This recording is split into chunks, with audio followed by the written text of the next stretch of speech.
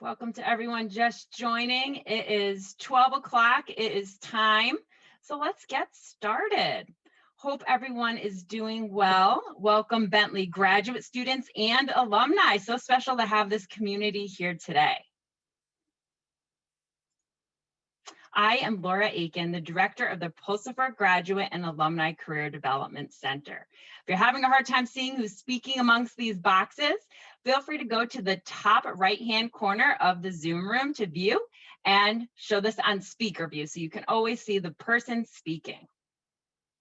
Over the next 60 minutes, we are thrilled to bring you a presentation on how to interview at your best by interviewing like a recruiter would. As a best practice for our virtual meeting today, feel free to turn your camera off until the Q&A portion at the end of the presentation. I also recommend to have your view in speaker view if you missed that just a moment ago, which is on the top right-hand corner of this Zoom meeting to easily see our guests during the presentation. This presentation will last approximately 45 minutes, leaving 15 minutes for questions and answers at the end.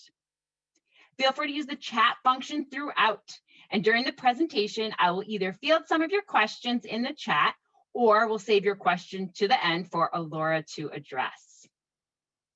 Lastly, this presentation is being recorded and will be hosted on the Falcons online alumni website and the Graduate Career Development's YouTube channel.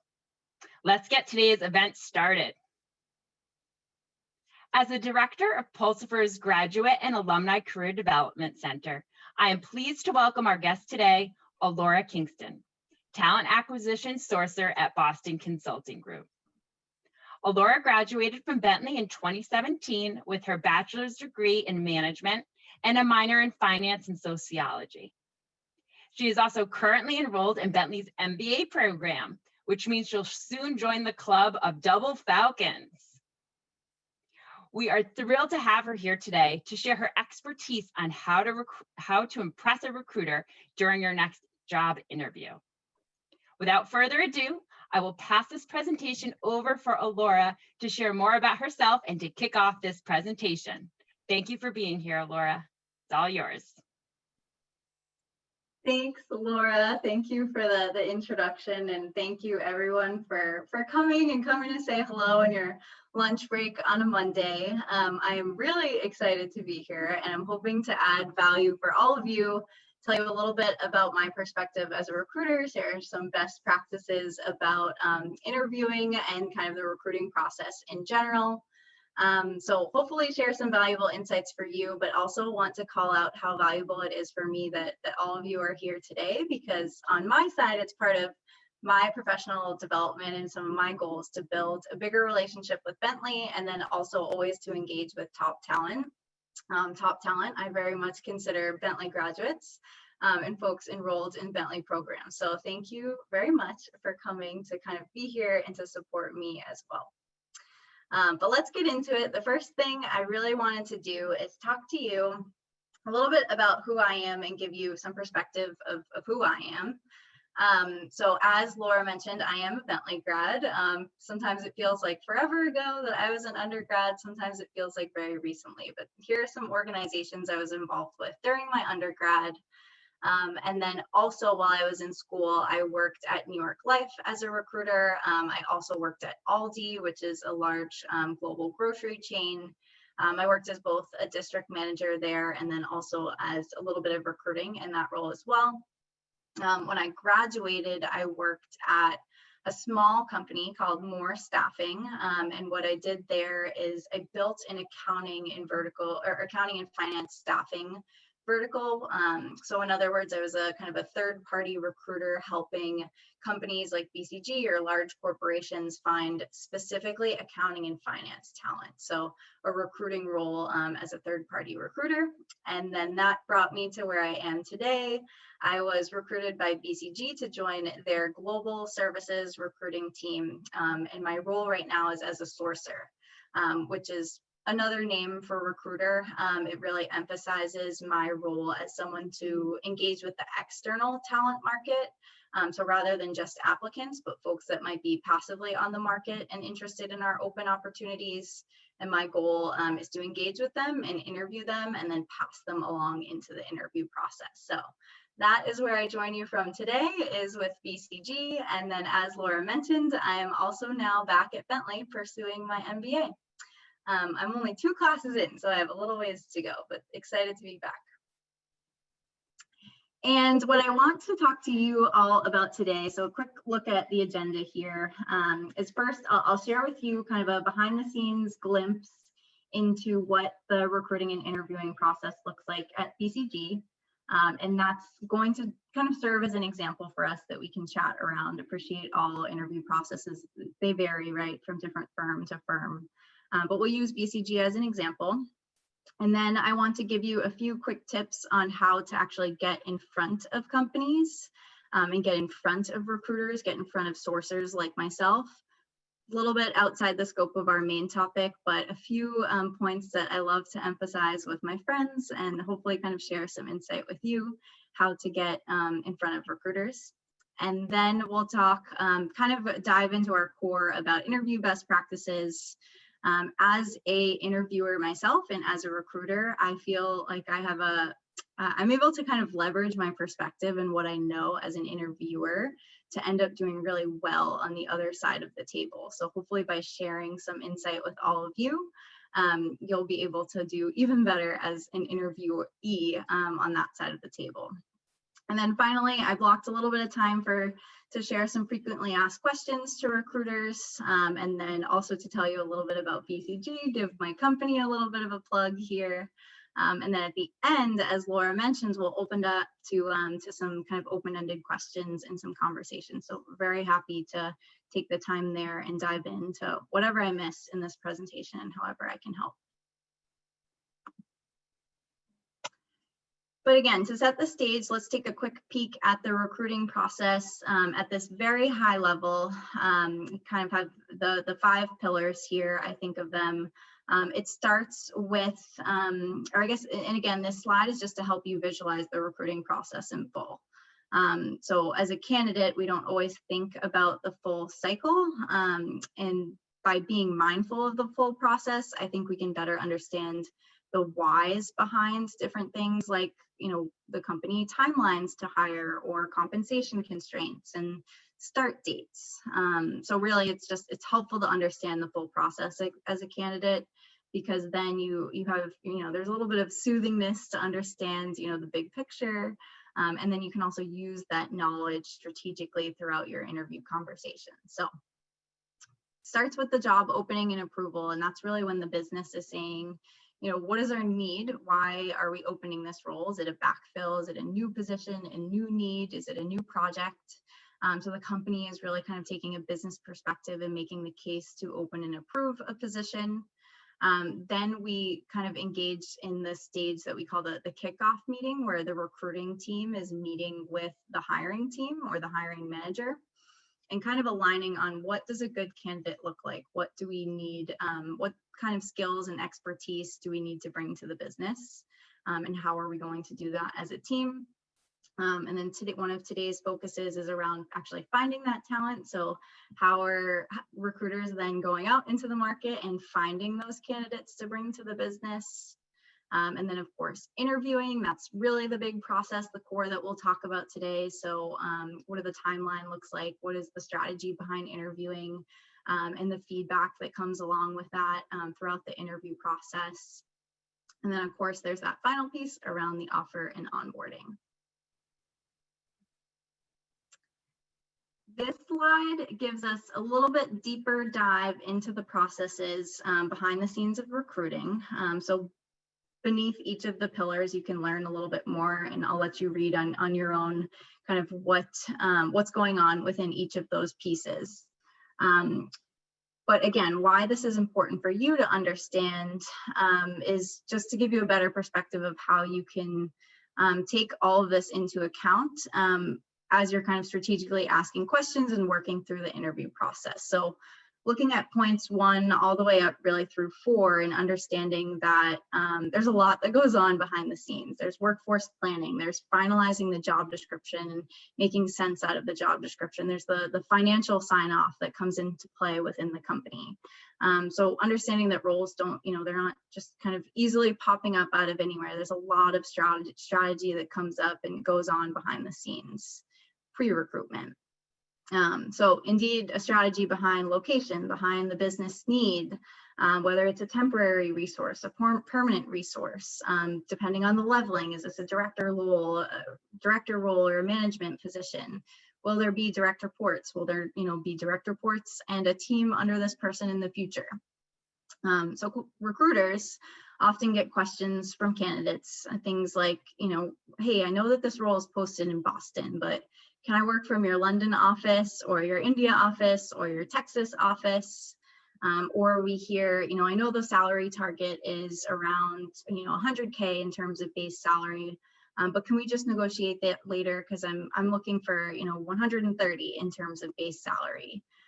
Or we might hear, I know this role is a management role, but can I have that director level title? And while those are all definitely good questions to ask, and I definitely encourage you to ask them, I think what's important is appreciating the kind of the answer that's probably coming your way and being able to strategically ask those questions, kind of understanding the recruiter perspective. And sometimes there is some flexibility, but they might help you understand where the flexibility is and where it is not. And then I also want to flag just kind of the kickoff, this fourth kind of point here, and give you some perspective to that meeting. So again, that meeting is when the recruiting team sits down with the hiring manager and we look at the job description, which usually outlines nicely, the candidate is going to do the following, responsibilities. They're going to own these responsibilities. So, they should have this experience, X, Y, and Z, 5 years in this and 2 years in this and ABC. What we talk about in that kickoff meeting is the must-haves and the nice-to-haves. So someone must have, at least 5 years experience. They must have direct reports.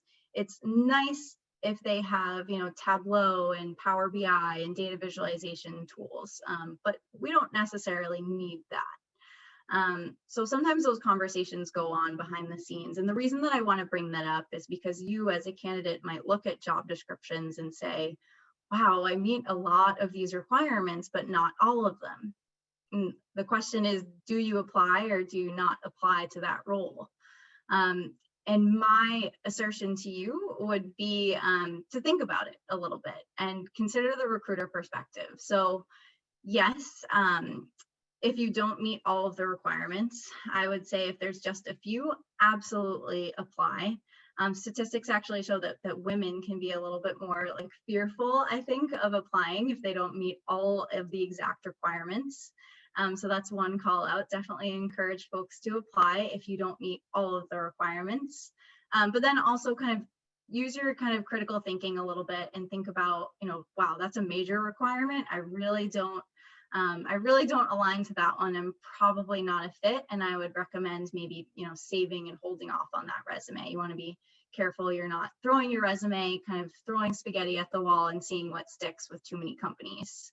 And that can kind of reflect poorly on a candidate in the future. But anyway, my main point about the kickoff kind of conversation behind the scenes, be mindful that the job description has the kind of the best kind of candidate outline, but there are some kind of flexible requirements. So encourage you to apply there. And then the last piece here around the kind of sourcing and interviewing point, that's when, again, kind of we are retrieving incoming applicants. So people who have already seen the role, they're applying, but then we're also engaging with external talent. So early on in the process, you can imagine recruiter leaves that kickoff meeting with the hiring manager. We know we want someone with these, 10 specific requirements because that's the perfect candidate. And what we do is our endeavor is to find that perfect candidate who has the 10 specific requirements. So again, if you're maybe not perfect and you don't fit all 10 of those requirements, it might be strategic to apply maybe a little bit later. maybe 2 weeks later when the recruiter has exhausted and maybe not found that purple squirrel candidate with all 10 perfect requirements. And then if you're applying, you know, a week or two later, you might find us at a time where we're a little bit more flexible on some of our requirements for positions. So I think sometimes that perspective can be really helpful for you as a candidate. And that brings me into just wanting to talk a little bit more about how to get in front of recruiters and how to be found. I know in our survey data, a lot of you are actively interviewing. So, and hopefully kind of coming to this, you're interested in actively interviewing, whether it's now or in the future. So think about how and where recruiters find talent. We obviously look internally within the company. We ask folks within the company and then also within our networks for referrals. Good people, we always say no good people, so we love referrals. We post the jobs to different platforms. So that's, you know, your LinkedIn, your dice.com, your Indeed, your Monster, all of those different locations will post our positions. I keep talking about this sourcing aspect, and this is where we are going out and finding external talent. That's really major here. That's where we're trying to find the perfect fit candidates. And what a key that we'll come back to is that LinkedIn is the most common place that corporate recruiters find talent. So we'll come back to that point in just a second. And then in terms of third-party recruiters, I mentioned I used to work at one, but that's when BCG, for example, will outsource our recruiting to a staffing agency and say, hey, you know, can you help us find a candidate? And in exchange, we'll pay you a fee, a kind of a portion of their salary. So helpful for you to understand when you are reached out to by third-party recruiters and staffing agencies, can help you understand, you know, how to leverage their connections with other companies. And then, of course, we think about industry networking, other associations or groups that might have candidates relevant to our search, and then we might get connected with them. But the point I said I really wanted to dive into is the point around LinkedIn. So LinkedIn, again, is the #1 resource used by corporate recruiters. So really want you to pay special attention to your LinkedIn. I cannot emphasize it enough. It's important to have an up-to-date profile picture of you. You know, you want to look your best. Just how do you want to present yourself to the world, to the corporate world? You can choose to personalize your profile address. So instead of like a long, whatever LinkedIn gives me in terms of my own link, I can actually change it and shorten it to just my name or, you know, some kind of variation of my name, which then looks a lot nicer on a resume. You can include a suitable profile slogan. So, you know, mine, Laura Kingston, might be, you know, corporate talent sourcer, global corporate talent sourcer. And that just kind of quickly tells people about who I am, what I do. Yours might say, you know, talent sourcer or recruiter, like actively interviewing or open to opportunities. So use your slogan. Definitely use the function on LinkedIn to summarize your expertise in a short paragraph. Gives you an opportunity to kind of speak on your own behalf. Update your background, your expertise. Make notes under each of your jobs, what your responsibilities look like. Include your publications and link those through. Make sure that your skills and your endorsements are displayed. Upload relevant videos and media. So if you have a portfolio that you want to share and you can link that onto LinkedIn, absolutely do that. A lot of people leave it off their LinkedIn and they just have it on their resume, but you want to have it on your LinkedIn as well. And then, of course, list your honors and awards. And then this final point, number 2 or number 10, is really the one that I want to drive home, and it's about using keywords. So on the recruiter side, as a sourcer, I spend 80% of my week on LinkedIn trying to find specific candidates using keywords. The search engine on my side is me kind of entering keywords. Maybe I'm looking for a senior financial analyst who, you know, has global experience and, you know, has worked with, you know, data visualization tools. So I might be searching things like Tableau, Power BI, Alteryx, so different types of visualization tools. Or I will be looking for, you know, experience with foreign exchange and different currencies. And I'll use the word global and international. So if you can put those words into your LinkedIn profile, you'll come up on my search. But if those aren't on your LinkedIn profile, other people will come up on my search, and you may not. So worth noting that the meatier and stronger that your LinkedIn profile is, actually the more you get in front of recruiters, because the way LinkedIn has their algorithm, they put more active users up front to recruiters, and then less active users sort of get hidden at the bottom of the list. So often go unreviewed. So use your LinkedIn. And now I kind of want to get back to just more talking about interviewing. Again, we'll dive into the interviewing. We'll start with a glance at the BCG interviewing and strategies. And again, this is kind of a kind of blanket example of our BCG corporate interviewing for roles. So depending on the role, we have a number of series of interviews, typically consist of, I think of it as 4 rounds. Each round can have multiple interviewers. So in total, there's usually somewhere between 4 and 10 people that you'll speak to at BCG to complete an entire interview process. The first is typically starts with the basic HR recruiter screen. So that would be a conversation with someone like myself. What we're kind of looking for from you is to give you, or in our conversation, we're looking to give you a basic understanding of the role. We're providing you an overview of compensation and benefits. And then we're confirming that you meet the basics. You somewhat make sense for this position. And you meet kind of the very minimal must-haves that we spoke to the hiring manager about. In the second conversation, you'll speak with your hiring manager, or in other words, your line manager. And they are the person, from their perspective, what are they looking for? They're trying to figure out, they're managing the direction of the team, right? So that's what's in their vision. They are going to be responsible for growing you and leading you. So what they're looking for is, do you have potential? Would you fit into the team? Could they grow and manage you? Do you communicate well together? Do you mesh? And then, of course, do you have the basic skill sets that you need to be successful? After that, you'll end up talking with some of your teammates and some potential colleagues. They're the ones, they know the job day in and day out. So they want to kind of qualify you. Are you competent? Will you have those technical skill sets? And then also, we call it like the water cooler. Will they be able to, or want to see you at the water cooler? Will they want to communicate with you, collaborate with you? So again, they're digging a little bit into culture fit in that conversation.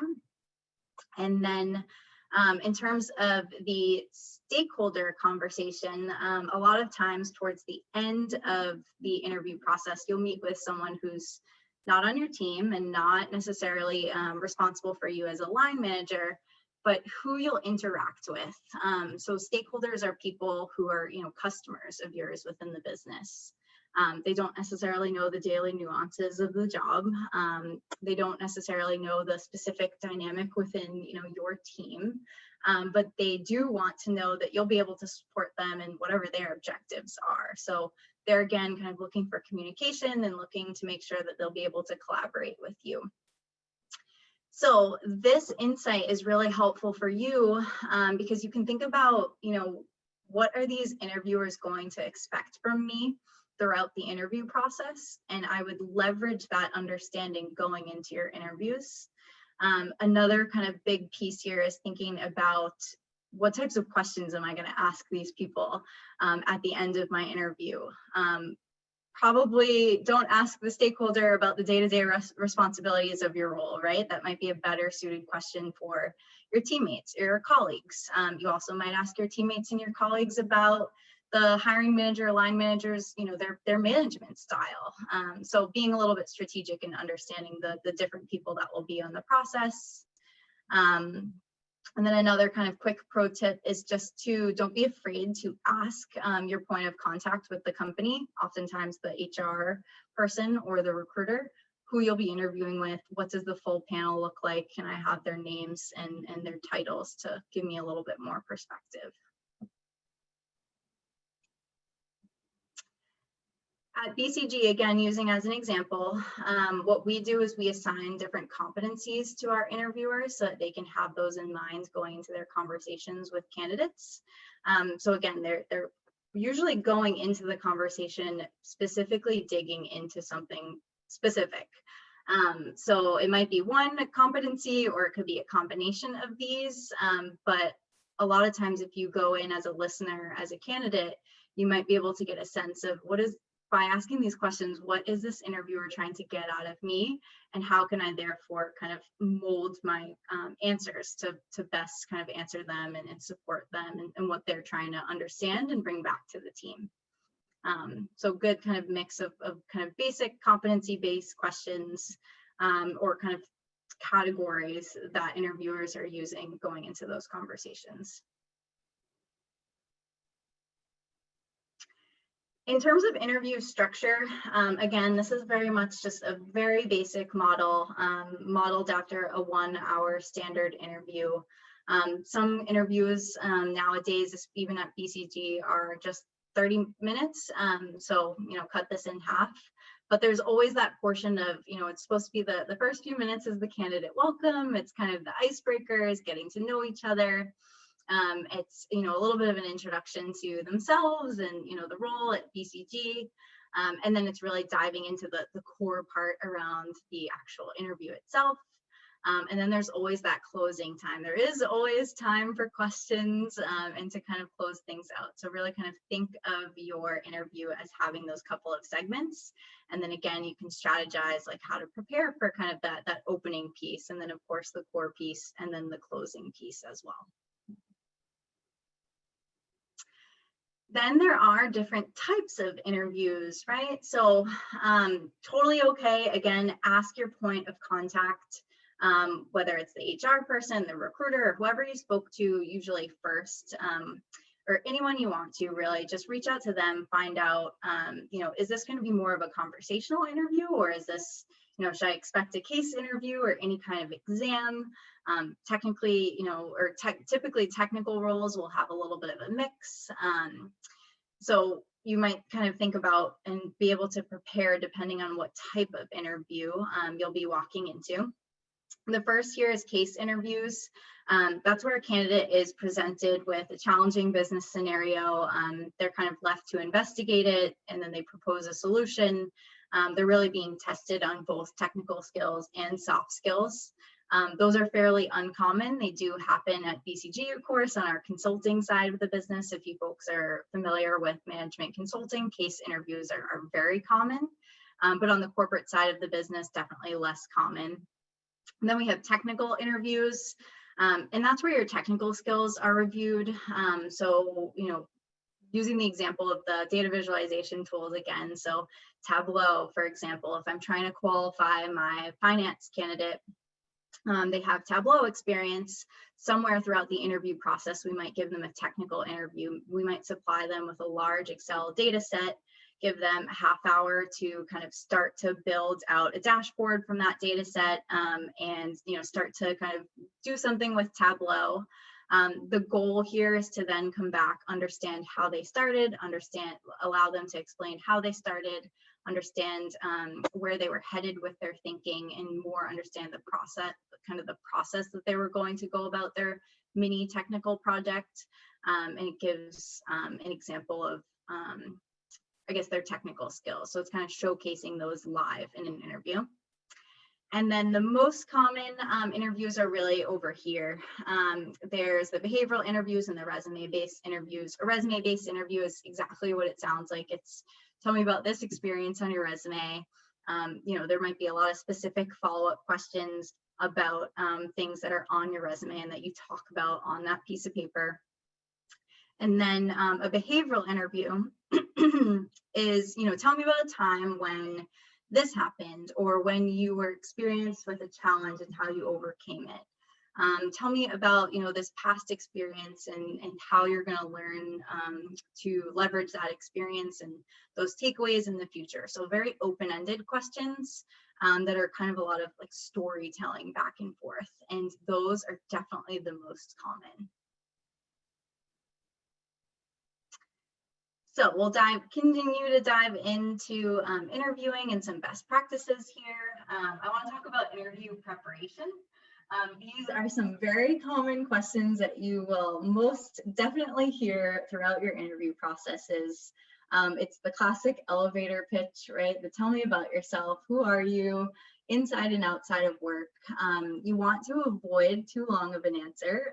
You don't want to just read word for word off your resume. The recruiter, the interviewer, they have that. But kind of using language like, you know, this is who I am in general. I'm a lifelong learner. I'm a hard worker. I started my career here, and really this is where I'm headed. I'm aspiring in this direction, and I want to leverage these skills, and I want to gain exposure here. And it's kind of a short elevator pitch, I think is solid. Then when we think about, you know, why are you excited about this position? This is a really important question, and it will come up. Think of the interviewer. They want you to want to be there. They want you to want to be on their team, because people who are like happy and fulfilled and intrinsically motivated by their job and their work will typically do better. So very important question. Avoid being too short with your answer. Try to be enthusiastic best you can. Avoid only talking about the company. And that's a big one, because it happens a lot at BCG as an example. People say, wow, it's a great organization. You guys do some really cool stuff, and it's global. And I read about, you know, all of your amazing things in the news. So I just can't wait to be a part of BCG. Now that's great. And a lot of the hiring managers are excited to hear that, because they typically share that passion. But they also want to hear, well, you just want to be anywhere at BCG, or do you want to be part of, you know, this role within my team? So talk about also what's intriguing about the position. What do you like about the company, the position, the team, the skill sets, the vision, everything that you can, I think is very important to hone in on that question. Of course, why should we pick you? So a lot of times, a lot of different people are interviewing for this role. So thinking about what sets you apart. You don't want to be too repetitive in things you might have already talked about earlier that day. You don't want to talk, you know, I have the very minimal requirements, so why not?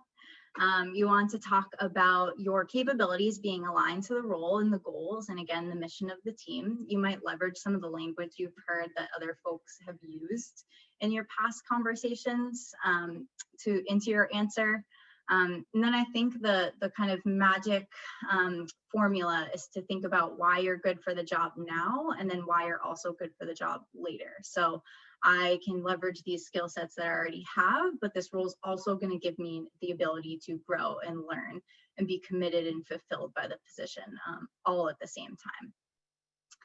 And then what questions do you have? So again, that will absolutely come up at the end of every interview, as long as there's a couple minutes. And even if there isn't, most interviewers will welcome like any questions for me. So you want to come prepared with those, and then also maybe jot them down as you're going through the conversation. But avoid basic questions that you could have found online. So, oh, how many employees does BCG have? Well, you probably could have found that one online. Maybe that's not the best question for me. Ask, you know, why does this person love their job? Learn a little bit more about them. It's very easy for people to talk about themselves, and people like to talk about themselves. So that's a pretty warm question to ask, and applies to really all interviewers. So that's a good one. Asking about growth opportunity, examples of career path trajectory that are related to the role and related to the team. That gives you some perspective as well. Another kind of solid question is, you know, I know this is a backfill role. Tell me a little bit about the previous incumbent. What were their key skill sets and the strong suits that they brought to the team? Where could maybe a new person like bring new skill sets that would also be great for the team? And then finally asking about maybe culture and team dynamic and management style. I think those are all great questions, and also very valuable for you to understand as an interviewer.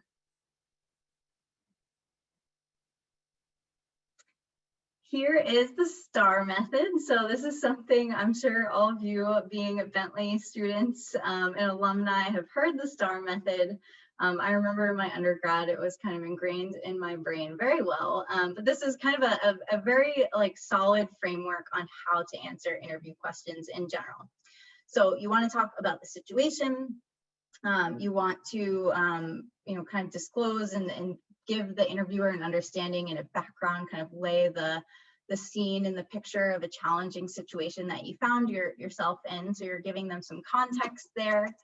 You want to explain your responsibility in that situation, and sort of what your task was, what were you trying to achieve, and then you're talking through what did you actually do to achieve that, and then you're talking about your results. So what was the outcome of your actions? What did you achieve through those actions? And then what did you learn from that experience? So finding and coming to a conversation with some examples of different scenarios or situations or projects or things you learned in the past is a really strategic way to prepare for an interview, and then think about using that STAR method in your answers.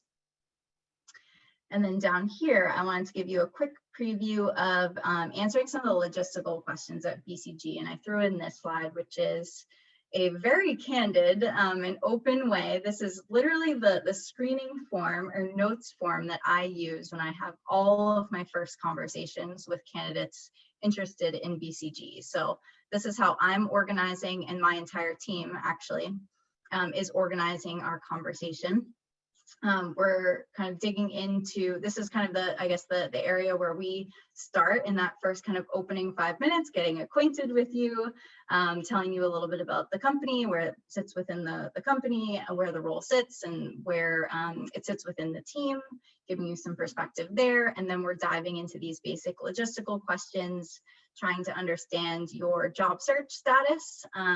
So what we're looking for there is just an understanding if you're actively on the market, or if you're just, passively saw this position, looking to get a little bit perspective as a recruiter. How does your timeline look? Do you have any final interviews pending, or are you, any offers on the line that we should be mindful of? We want to understand, how quickly do we need to move with you? How engaged are you in this process? And sort of your status at that time. So that's the reason that we asked that question. In terms of location, we always ask to make sure that's viable. So this role is based in our Boston Seaport office. We're all working remotely as of right now, but the expectation is that when we do go back to the office, you will be into the office, at least, parts of the week. So curious if that location is viable. So that's the reason we asked that question. The next question is around work authorization. Are you authorized to work for any employer in the United States or whatever country we're referring to? And do you require sponsorship now or at any point in the future? At BCG, we actually do offer sponsorship. So it's really not a matter of whether it's a yes or no, but we ask this question just to understand a candidate's visa status and how we can, again, be mindful of their timelines, their situations, and then also get them connected to our immigration team, who can support them through the process and just make sure that they're a resource along the way as well.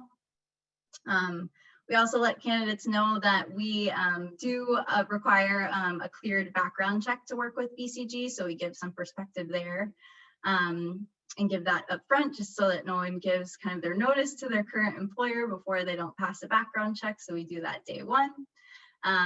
We ask about highest completed degree. Again, sometimes that has to do with the requirements of a job position. Sometimes candidates like myself, maybe I'm pursuing my MBA, so I have it on my resume, but it's not clear I haven't finished it. If that was not clear, the background check would actually fail my background check. So that's just kind of a way for us to get past that hiccup through the background check. We confirm your highest completed degree. And then the final question is around compensation goals. So we say, appreciate we're early in the conversation right now, but also appreciate the numbers have to make sense. I don't want to hone in too much on a specific number, but what are you targeting in order for it to make sense for you to make a move or for you to be interested in this position? And we kind of put that question out there to candidates, which I think we all know, and that's like, that could be a whole nother conversation, how to approach that question and how to answer that question. I think my kind of biggest advice there would be, to be honest, I think you want to really think to yourself, what is my flexibility? What is, really kind of my range, or what is my bare minimum? The reason we're asking this, again, from a BCG perspective, is just so that we can make sure that we're somewhat aligned and within the ballpark, that it makes sense for us to invest time in having a conversation with you. And then also it makes sense for you to speak to all of the interview kind of panelists. So we pose that question out there. And again, my recommendation is always be honest, be as candid as you can. Listen, this is really where I'd need to be in terms of base salary or in terms of total package, or honestly, I'm looking to make a career change. I'm willing to go a little bit more junior, so I have a lot of flexibility. Anything like that. A lot of people and candidates will pose the question back to me, which is also entirely okay. Can you give me a range for the role? Or tell me, what are you folks targeting on BCG's side? And I'm happy to share kind of where our target numbers are. I don't typically have a full range, but in general, I guess my point there is just, feel free to kind of pose the question back to recruiters and get kind of a sense of where they are and try to work with them as a partner. They're on your team to make sure that this is reasonable, makes sense. Company has a budget, you have numbers that need to make sense on your side. So it's your goal to figure out together, should we explore this role further?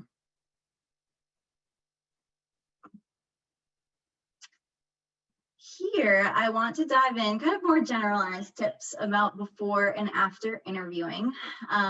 You want to, I think, you definitely want to eat a good meal beforehand. You want to get a good night's sleep. It seems obvious, but a lot of people will spend an all-nighter and maybe they'll eat a huge brunch or breakfast and they'll be exhausted during their interview. So avoid that. I love having a banana and peanut butter. That is my meal with water, or my snack, I should say, before an interview. Make sure you do some research on the interviewers, on the company beforehand, any connections that you have with a person that you're interviewing with. Did you go to the same school, same hometown? Not in a creepy way, right? But just finding the obvious things that probably come up on LinkedIn.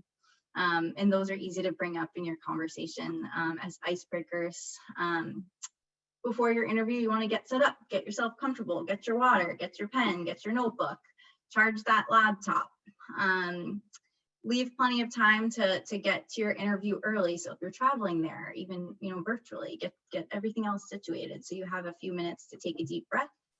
And then do try to relax before your interview.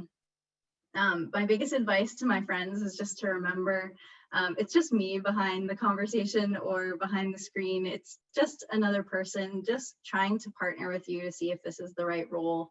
My friends get really, really nervous before an interview and they psych themselves out and they think of this big scary person that's judging them on the other side of the screen. But do try to relax. It's just a person. It's just me, friendly Alora. So do try to relax and don't worry before your interview. Don't drink a lot beforehand. You don't want to be running to the restroom every 5 minutes. Don't have too much caffeine. Have your normal kind of caffeine. You don't want your heart racing, which can happen if you overdo it. Don't have a tight schedule. So I schedule all my interviews for 30 minutes or 1 hour, and very often they go at least a few minutes over. So you don't want to be stressed about getting, to your next, work meeting and trying to ping your boss on the side. I'll be right there. So leave a little space for some time. Don't bring too much with you. So don't be overwhelmed with bags and stuff that you brought to your interview. Bringing that portfolio or a folder with you, I think is perfect and the best practice. Afterwards, send a personal thank you note to everyone that you meet. I have a little example here on the side. It's very much short and sweet. Bringing up something that has to do with, something, specific that person said in the interview that, spiked and piqued your interest, is definitely a good strategy. Makes them feel good. You remembered something they said. Connect with the interviewer on LinkedIn afterwards. So, hey, Laura, if all of you send me, even just as networking, send me a LinkedIn request after this. Hey, Laura, nice to virtually meet you today. Take care, or happy to get connected here. Something very short and sweet, but get connected with that interviewer. And then save your notes afterwards. Try to organize them, clean them up. I'm sure they're messy as you're trying to jot things down, but those will become very handy to you as you kind of move forward in your interview process. It'll be nice to look back at those. And then when you get to potentially that offer stage and you're really trying to figure out, is this the right role for me? You're going to want to look back at those notes. So try to clean them up after your conversation.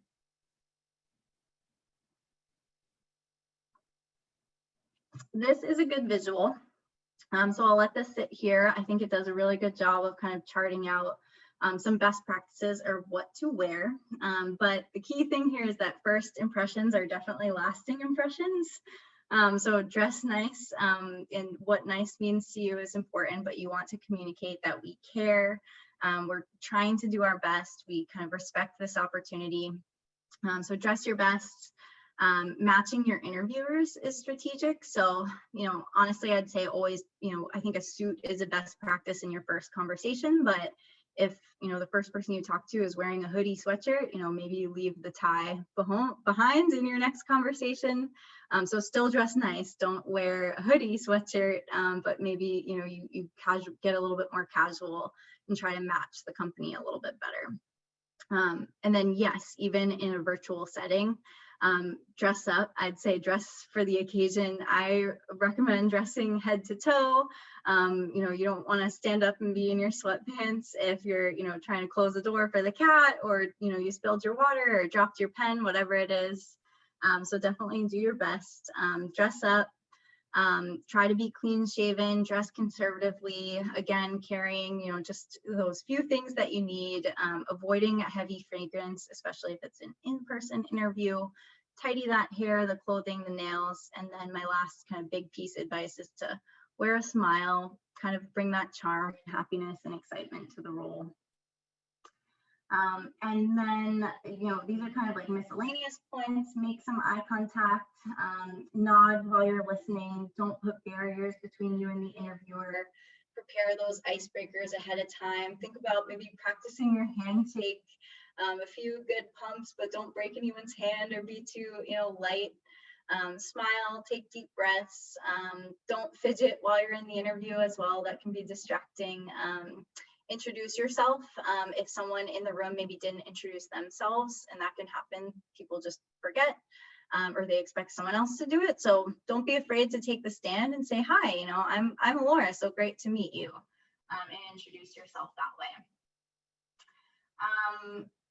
Here I wanted to dive in, I guess, a little bit more to virtual interviewing versus in-person interviewing. And I think what you'll find is they're very, very similar in a lot of ways, lots of best practices that overlap. But then also, we all know in this new world, and I know a lot of you are actively interviewing, that virtual, it brings up some new kind of question marks and some new struggles with technology too. So I know, I get it, I've gone through all of it, and so have your interviewers. But let's start just talking in general about best practices in person. So being on time, of course, is important, especially in the States. I will say that that's kind of a cultural value of the United States. So showing up on time here is very important. I think up to 15 minutes is also kind of an asterisk to that note. Being 30 minutes to an in-person interview can be, it can be too early. You can be too early is my point. Your interview panel, whoever it is, they are currently working, they are very busy. And that pressure of you waiting there 45 minutes ahead of time can come off as, I guess a little bit uncomfortable or maybe inappropriate. So I would say that the best practice is about 15 minutes early, 20 minutes, no big deal. But try not to be too early. Turn off your cell phone, turn off your Apple Watch. I just got a new Apple Watch, and I guess it has a function where someone can just speak to me through the watch. So turn that off. Make and maintain eye contact, sit up straight, listen to those questions, answer them clearly, try to be concise and direct. And then again, of course, dress professionally. All of those, for the most part, transfer over into visual interviewing as well. A new big one is thinking about your background. So we're all at home, crazy life, right? At home, but thinking about, either putting a nice solid wall behind you, or if your living room is picked up and clean, obviously totally fine to show your home if you're comfortable. But I would say a best practice is to choose a Zoom background, and there are so many out there. It's actually kind of fun to shop around for your Zoom background. Some people like a bookcase. You could even choose a like an office setting, so you feel like you're in an office. You could, look up BCG's office if you're interviewing with us and put that as a background. You could have like a window in the background that has, scenery of the beach or the forest, and it kind of acts as maybe a conversation starter in that like first couple minutes. So something very clean, obviously professional and appropriate is important. Try to avoid the ones where there's like moving things in the background. But pick out a Zoom background, log in a couple minutes early. Again, not that 15 minutes early, but 3 to 5 minutes is fine. Test that Wi-Fi, prepare for the interruptions. What if the kids run in? What if your roommates, start knocking on the door? What if the doorbell rings? What are you gonna do? Bring your note sheet, have everything ready for you, have your water with you, have your notebook, charge that laptop, avoid having a second monitor if you are kind of looking at, so for example, I have a second monitor here to my right, and if I just looked at the screen the whole time, it would feel a little bit disengaging to all of you. I am very much looking at all of you and paying attention, but it is a little bit more engaging and feels better to have a conversation if I'm actually looking at my camera. So keep that in mind when you're virtually interviewing. Excuse me, Laura, I wanted to let you know it's 12:50, but it seems like it's in good timing with where you are. But when you're ready, we have some great questions. All right, awesome. I am going to run through this very quickly. Thank you for the time check. I'm going to run through this slide, and then I'll give you guys a quick peek here. I'm going to tell you a little bit about BCG. So this should take me maybe 3-5 minutes, and then we'll jump into a couple of the big questions, and then always happy to talk about them offline as well. Frequently asked questions that come up are around, can I negotiate an offer? The answer to that is yes, absolutely. If you're not comfortable with your offer, I 100% support you, voicing that. My expectations were really that we would come in here, or there can be language around, honestly, I'm excited about this position, but for it to make sense, considering, another pending offer or my current role, I'd really like to be here. So yes, and I think we could do a whole nother session on that, but thinking about how we can negotiate, and I think the answer to that is yes. The only caveat there is be mindful of how you presented yourself throughout the interview. If you said that 100K was good for you, and then at the very end you're like, whoops, sorry, never mind, I just curious, can you give me 120? Probably not going to come off the best. So just be mindful, present yourself the same throughout the conversation. Number two, when should you bring up pre-planned vacations? I think that's something that's usually not a deal breaker for a company. I don't think you need to reach out to them or tell them, first thing at the very beginning. I think it depends on the role. If you're, committing to a contract role that's, a 3-month contract and they need you for a specific project, probably having a 3-week vacation in those 3 months is probably going to be a problem. So bring it up sooner than later. But if it's just a typical vacation, you can bring it up, more towards latter stages. Give the company some excitement around you first, get into those first couple interviews, and then I say bring it up definitely before you commit to the offer, but towards the later stage is appropriate. Flagging your visa or sponsorship needs, I think, is the best practices to do that earlier than later. Again, so that you can get the right support and you're not investing time in a company that maybe cannot support you. How should I manage the salary question? We talked a little bit around that earlier. Happy to come back to it if anyone has any specific questions during the Q&A. How can I manage competing interviews and offers? So that's a great question. It definitely comes up. I think being candid with companies and saying throughout the process, I am actively interviewing, I am approaching final stages, I have an offer on the line, is very important. So open communication. I think my tip would be to make the companies feel like you really want to be there. So Laura, BCG is an amazing company. I really want to make this role work, but I do have another offer on the line. Here's kind of what it looks like. I need to let them know by Wednesday of next week. How can you work with me to speed up the process? How can you work with me to get the salaries more aligned? Whatever it is that you need from the team, the open communication piece is going to be really important. And then also maintaining that that kind of positive energy between you and the company, and making sure that that comes through in your conversations and your emails with the company is going to be important.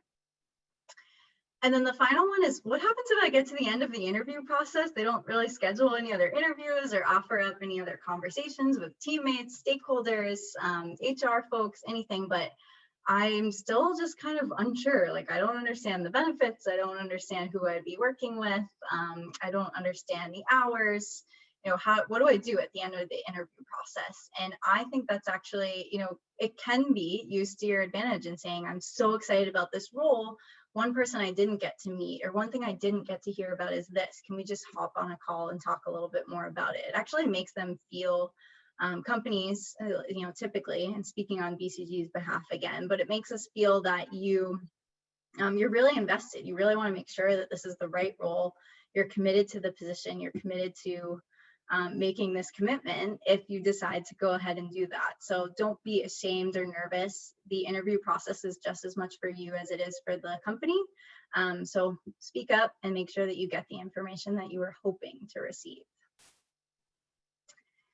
Really quick, I want to give kind of a quick shout out to who BCG is. So, you know, bringing this back, I didn't want to come entirely with my BCG hat to this conversation, but at the same time, I derive a little bit of value in getting to speak in front of all of you, and getting to just encourage you to explore BCG if you're open to it at now or at any point in your career. So it's a large global consulting firm, about 21,000 employees. Known for that strategy management consulting, so working with top level management in so many different areas. They are expanding their business in so many different ways. 94 offices in 50 different countries, working with a lot of kind of top talent people, very much a mature, intellectual, progressive environment. I love the culture, so always happy to talk around that piece as well. This gives you a little bit of a visual of how global the company is, which is something I love about it. And then the last thing I'll sort of throw at you guys is our careers page. So as you are actively interviewing, again, whether it's now or it's in the future, totally fine. But please do visit the careers page, take a peek at some of those awesome open opportunities. In my group alone, which we call Global Services and is on the corporate non-consulting side of the business, we have over 100 positions open. So always hiring, very much growing, and definitely encourage you guys to take a peek. And I will pause there. Laura, I don't know if you have questions on the chat or if you want to kind of just open it up to folks chiming in. We have a lot of great questions that have been coming through the chat. So I'll work through here first. And then if there's anybody that would like to come on with their video and ask questions, please don't hesitate to. And if you would like to come back on camera to see your Bentley community at this point, now's a great opportunity to do that. I will start with a question here that is somewhat related since you were talking about BCG. I do have one question that was wondering, what are you typically seeking at BCG? Do you mostly hire candidates with a master's degree? And what percentage of BCG employees do and don't have master's degrees? Great question. So one thing that's important to understand is that BCG is kind of split into, you can kind of think of it as three major divisions. There's the consulting side of the business, typically the most well-known, right? Those are the client-facing, revenue-generating folks. BCG is known for our consultants. So that's number one.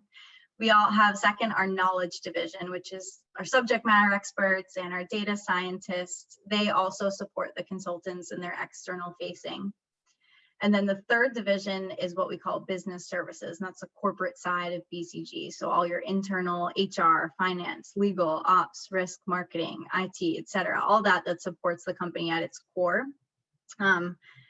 I lay that foundation because I sit within the corporate side of the business, within business services, and that's where my expertise is in recruiting.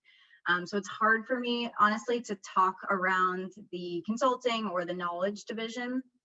And the ways that we go about recruiting are very different. So speaking to the consulting side of the business, very common that those folks have advanced degrees. I wouldn't know the percentage, but it would be a very, very high percentage. We look for folks coming from, top schools within the country who have, they do really well in their case interviews, and they bring diverse skill sets, and they are extremely collaborative in nature. They're really good with different types of technical skills, and can be very good and strong client facing. So that's kind of them. We'll call it the them and then the me, even though we are all very integrated. But in terms of the corporate side of the business, let me answer the question. And what we look for is folks, again, very collaborative. BCG, even though we're not consultants, we always take a very consultative approach. We look for people who are, I guess, very good critical thinkers. That's something that comes up a lot in our interview processes. And then we also kind of have this, I guess, a mature corporate environment, I would say. So folks that kind of can bring themselves to the table, again, in front of stakeholders, in front of, we don't see clients, but our internal, or we don't see external clients, but can present ourselves to internal clients with kind of that professionalism. So we look for folks that have global experience. We look for folks that have that collaborative nature. In terms of the degree, that is definitely not a requirement at BCG, but definitely seen as a bonus for folks who have those advanced degrees on the corporate side. Great, thank you. And just as a time check, I want to let everyone know it's 1 o'clock. We will be running a little late. If you have time constraints, you will be receiving this recording, but we do plan on going through the questions for another 15 minutes. Does that work with your timing, Laura? Yes, that's perfect. I've got another 15, so that's perfect. Excellent, thank you. And as a follow-up regarding BCG, I do also have a question about the HR calls that typically last about an hour. Some reference that they're used to shorter time frames. Do you find that to be a BCG thing or something that others can expect during the interview process when they're at the HR stage? Yeah, it's a great question. So my slide that brings it up as an hour, I use that as a model. Most of my conversations last between 30, sometimes 35, 40 minutes. There are questions or times where I'm recruiting like someone at the director level, and that's a little bit more in depth, right? So a lot of times it does have to do with leveling, and that can really play into the length of the interview. So not to scare you away, the HR interviews are typically will not be that hour long. And again, that's, also because me as an HR recruiter, I mean, how can I, qualify a finance director? I, don't entirely understand his role. So I'm more kind of looking into things high level, but I do have a little bit more like follow-up questions and logistical pieces to even run through with someone at a senior level. So more often closer to that 30-minute mark. Great, thank you. And now switching gears a little bit, I have a couple questions about the application process. And how often do you find that companies actually look at cover letters, and are they really necessary? That's a great question. I wish the answer was an easy one, but the candid answer for you is that it depends on my hiring managers. So, and it depends on the role as well. So, for example, right now I'm working on a marketing role within the editorial team, and you can imagine how much they care about a cover letter and no typos and the format and the language that's used. So, that's that example. And then I'll go pick on my, finance manager, hiring manager I'm working with right now, and he won't even look at it at all. It could be the best cover letter, and he might totally ignore it or not even know that they exist in the system when I put them in front of him. So it really does depend. I think the best practice is to do your best on one, but also consider the position. Is this a super technical position? Are they really going to care about the beautiful language I put into this cover letter, or do they kind of want the technical pieces to me listed out, or is this more of a creative role, and can I use some creative language here? It's a tough question, but a good one. Great, thank you. That does help. Another question we have, can you please share some statistics on how many candidates you hire through the online application portal versus referrals? Interesting question. I don't know. I wouldn't want to lie to you. I don't know the statistics around that piece. We very much value referrals at BCG. So our internal folks actually get a referral bonus if they refer someone. So very much value that. It's very much encouraged within BCG, but even then it's actually less common. So I can definitely say that our referrals happen less often than just our organic applications, or get hired less often than an organic applicant. There's value put on the referrals. And then to that note, just also, a follow-up question might be around how we value our internal applicants. So, if a Laura in recruiting is applying to a recruiting role within, the consulting side of BCG, how does she compare to an external applicant? And I would say that we weigh more favorably on actually the internal side of the company. We very much value, and a lot of companies do value, internals within the process. So as an external applicant, it's a fair question to say, what does the candidate pool look like? Just curious, where I might be like a little bit stronger or weaker, and just to give me some perspective on maybe some things that I can talk to you more about. But those are one of those things that, there's only so much you can do. That's incredibly helpful and actually answers one of the other questions we had. So that's great. Yeah. And I think kind of part two to this question related to referrals, we have had some questions regarding being a referral, but then we're never brought into the process and kind of wondering what happened. So can you share a little bit more about what the referral process looks like in just a touch more detail? I know you mentioned there's a bonus involved, but what else do you see some of these internal folks who are referring candidates? What's their process? So let me tell you a little bit about like BCG, and that gives you some perspective, but I keep giving you guys that caveat that I'm using BCG as example, but remember that it varies at other companies, right? So at BCG, we have a referral process in our internal candidates. So I have a referral for the, this finance manager role. I can go into the system and manually enter that myself, or the candidate, I can give them a special link and they apply. Now the recruiter, for that role is notified that this is a referral. So this is someone within BCG told me I should look at. Politically, and just kind of a nice thing to do as a colleague is always to review that resume. So it definitely helps those candidates get reviewed. But unfortunately, they don't always get reached out to, because if I know that person just really doesn't make sense for the role, and I'll pick on you, Laura. Laura just kind of threw spaghetti at the wall and just was hoping to get, the referral bonus. Like this probably doesn't make sense. At BCG, we're actually very good, or I'll speak to my team, very good at least letting those candidates know that they were not selected or not being considered for the position. Again, because we just want to do that out of respect for our colleagues and their networks. So shorter answer, being a referral, it definitely helps you get reviewed, but sometimes there's this misconception that it'll really help you have this huge foot in the door, and that the internal colleague will be able to speak on your behalf and really kind of sell you. And unfortunately, that's not always the case. So I might see a referral, say their resume doesn't make sense, and then I don't even give my colleague the chance to try and convince me why they're so great, because sheer honesty, because I just don't have enough time to spend 30 minutes with every kind of referrer of referrals to hear them out when I know this person doesn't have Tableau experience. It's not on their resume, and if it's not on their resume, they're just not qualified for this position. So great, thank you. Yeah. And then kind of coming from the other perspective, I have a question about what if I don't have any connections at the company? Should I still apply? Does it make sense? Does it enter a black hole? So from your experience at BCG, what do you typically see as far as those resumes where there are no connections, and what can make those candidates really stand out? And are they really in this black hole?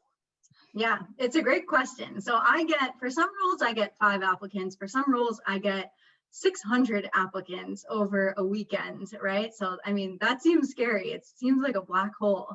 But what is important is to have your resume look really solid, have your location on your resume, have, the skill sets that I'm really looking for, and you can gauge that in the job description, have those clear on your resume. BCG, for compliance and just for honesty and for quality, we flip through every single resume. But sometimes the first thing I'm looking for is where's their location? This role needs to be based in Atlanta, or it needs to be based in New Delhi. Are they there or are they not? Now, if you're in Boston, you're relocating to New Delhi, put that on your resume, because if you're in Boston, I probably just sifted through you and said, nope, I have 600 people, sorry, kind of, that stinks. So that's kind of the honest answer there. Should you still apply? Absolutely. Most of my hires are people that I've never spoken to, that no one at BCG knows, that, they're not internal people. We do so much hiring, and I wish I had a little bit more concrete statistics for you, but I can assure you that it is still very much worth it to apply. But making sure that your application is to a T, and that it does represent who you are, what you're looking for, and why you're interested and aligned to the position. That's great. Thank you. And I think the keyword you mentioned is key, because as much as you'll do your best to review every application, some companies use the applicant tracking system and other search techniques where those keywords are going to be most important to really stand out. Thank you. No, great point, Laura. So think of like artificial intelligence as well. So right now we're a little bit old school in our applicant tracking system, but as we kind of upgrade, and a lot of companies have resume review that the technology does it. So if they know I keep going back to the Tableau experience, but if they know I'm looking for someone with Tableau experience and it's not on your resume because you forgot to update it, or it's only on your resume once, and we want the certified Tableau expert, and we want it on there, tons of times, that artificial intelligence and that robot that's sifting through resumes to make a little bit easier for me to not go through 600, it's picking up on those keywords. So good emphasis there, Laura. Think about the keywords. Thank you. And a different question here, more specific to someone who mentioned that if you're interviewing within your current employer for a different role, when is the best time from your perspective to start talking about salary? It's a little different when it's within your current company, where they know probably what your current salary is. So any tips there? Yeah, absolutely. So we have that happen a lot with our internal folks as well. They're looking for a certain position, but when do you start like being super open, like, I'm going to get a raise, right? Like, you value the fact that I'm a BCGer. So is this going to be like, 5K more or 10K more? Where are we going to come in here? That's really going to depend on the company culture. At BCG, it's something that our local HR teams actually manage. They manage it outside of recruiting for a reason, because it's such a sensitive topic, and they have a little bit more visibility into internal equity, and they might look at performance reviews in your past. But I think it's a great question, because you can keep in mind, as you're trying to kind of feel things out, what did your performance reviews look like in the past? Were they outstanding, and you might be able to kind of leverage that in your conversation, or are they, kind of mediocre, and maybe you'll be looked at as more of a lateral move type candidate. I think within any company, there's some sense of leveling, right? So I'm called a senior at BCG. There's our associates, or our specialists. Then we have our analysts, what we call. Then we have our senior analysts. I'm an example of a senior analyst. And then we have our leads, our managers, and our senior managers. And then we have our directors and senior directors. So if I'm going for a lead role, which would be the next step up for me at BCG, I'm going to get a raise. There's a change in title, which means change in responsibility. But if I'm going for a senior analyst role, maybe in the operations team, I want to change, get a little bit more exposure somewhere else outside of recruiting, then I might not be getting a raise, because even though I have BCG experience, they're also recognizing there's going to be a learning curve, and potentially the outside market could be a better candidate than I am. They have more relevant experience. So Laura, to your question, and a little bit more focused to whoever's question that was, open communication is so important. And if you're coming at it with a genuine concern to be a partner to whoever you're exploring the role with, then you can bring it up even immediately. Look, numbers aren't the most important thing to me, but I am curious what, my potential salary outlook would look like in exploring this role. I don't think it would make sense for me to explore if it's significantly below my current, salary. But also at the same time, maybe I have some flexibility, or perhaps you communicate, I really don't have flexibility. This looks like a tough role for me, and I'd be asking for, X salary or some kind of a bump. So I think bringing it up sooner than later is definitely valuable. Great, thank you. And I think a similar question following up on this is, what is the best way to ask your manager if they can meet a job offer you just received from another company? That gets a little tricky. So now it's just not internal. Now it's going back to your own internal manager to discuss that you have another offer. So how would you potentially go back and use that to your advantage in your current role? Okay, so I think approaching your line manager, I think with some like a little bit of like professionalism is going to be really important, even if you guys are a little bit more casual in nature or whatever your relationship is, but being a little bit more formal and saying, you know how much I love my job, and I think I've voiced in the past, this is where I'm headed in my career. So-and-so company reached out to me. I engaged in some whether you found that whether you were like leaving or not, my story is often, they reached out to me. I'm, engaged in conversation with them, however it was. And it sounds like a really great opportunity. I wanted to let you know I'm exploring it. I actually have an offer on the line. This is what it looks like. And although it's a great opportunity, I'm really torn because I love my job here and I'd love to stay. But what I wanted to talk to you about is, is there potential for me to achieve a raise, and whether that, is that now something that you could offer me, or is there, some visibility you can give me into what it looks like for me to take the next step and what it looks like for me.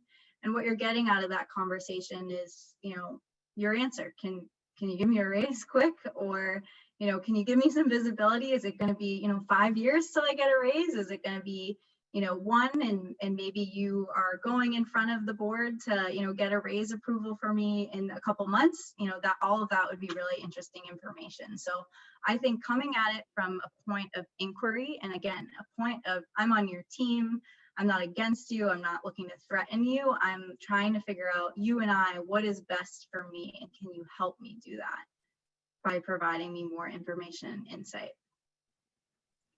Thank you so much. Do you have time for one more question? Yes, absolutely. I know we had a couple of extra ones in there, but we are both accessible, myself through the Alumni and Graduate Career Development Office to connect, and then also Laura, you're certainly welcome to connect with her directly. Are you okay with that via LinkedIn, or what's your preferred mode? Thank you. Welcome you all to connect with me on LinkedIn.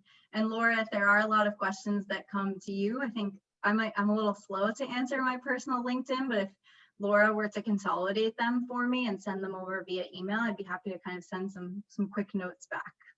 Terrific. That would be wonderful. So I'll just end with this last question. Should your LinkedIn profile be more detailed than your resume, or vice versa? Great question. I would say, I think they could honestly be almost equally as detailed. The information is in different format, right? So it sounds like putting your resume onto LinkedIn it sounds kind of like heavy and a lot, and it sounds pretty bulky. But honestly, once you broke each of those positions down into kind of how LinkedIn allows you to format it with like your role and then a few bullet points underneath, that's most of your resume ever anyway. And then you have all of your education at the bottom in LinkedIn. And then on LinkedIn, what you have an additional room for is that summary piece and an opportunity to write even more keywords. We're trying to keep our resume, for those of us that are under that 5 years experience, sometimes even 10 years experience, we're trying to keep it to 1 page. But honestly, your resume, there's no kind of negative connotation on having a full, solid LinkedIn profile. So I think at times it will be a little bit longer, and it also depends on your year's experience.